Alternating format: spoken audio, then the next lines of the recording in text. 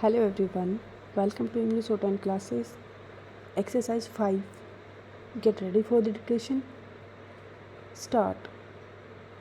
Imagine yourself in a large joint family. Stop.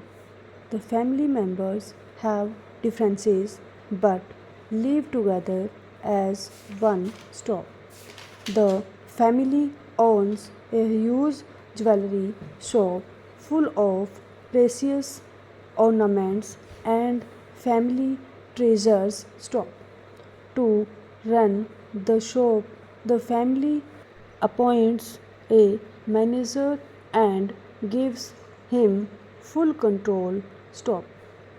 In fact, the manager doesn't even have to sell the ornaments. Stop. He can give the diamonds and pearls away to whomsoever he wants as long as he can show some selection criteria designed by the manager himself. Stop. He can play favorites and reject anyone he wants. Stop. What do you think will happen? Stop.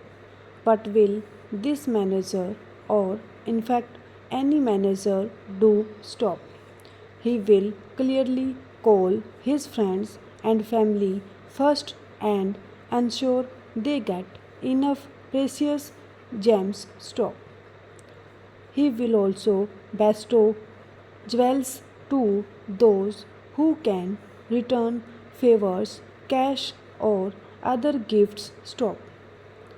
Soon the shop will be robbed blind and the family will suffer a huge loss. Stop. Next, imagine the upset family fires the first manager and appoints another one. Stop. The rules are kept the same to give the jewelry away for free at the manager's discretion. Stop. Of course, over time, the other manager too fills the coffers of his friends and family. Stop. One day, the family learns from its auditor that it has lost a massive fortune. Stop. When the family members confront the current manager, he says the previous manager started it. Stop. The first manager blames the second for being greedier. Stop. The confused family listens to the tennis match style debate as blame is passed from one manager to the other. Stop.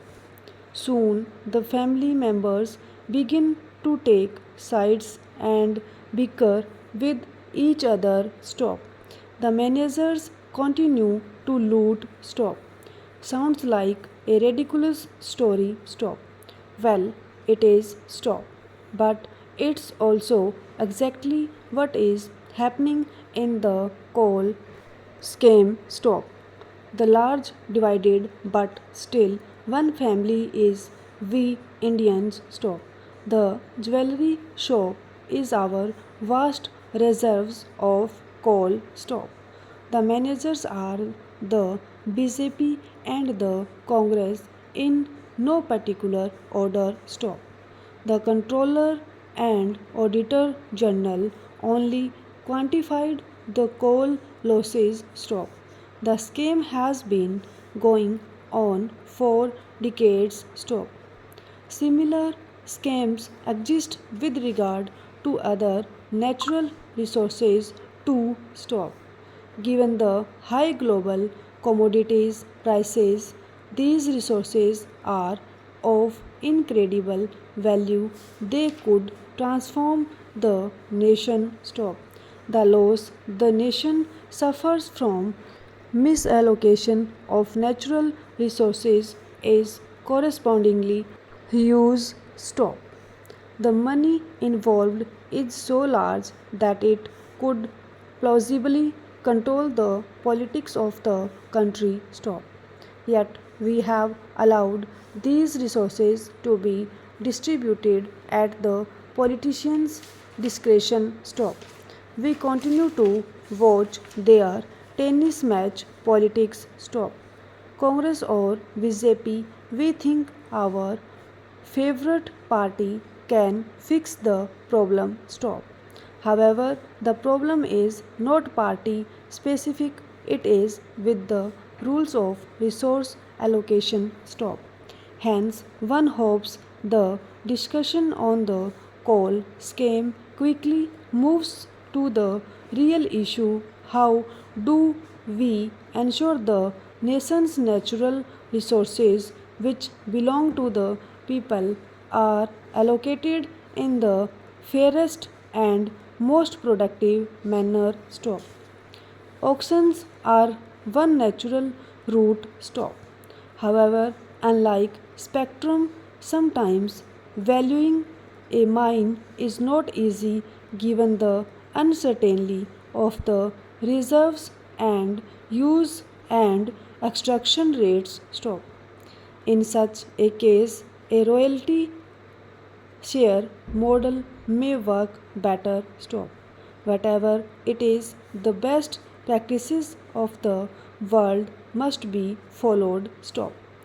Commodity rich democracies such as Australia have figured out how to develop the mining sector while not compromising on public interest. Stop.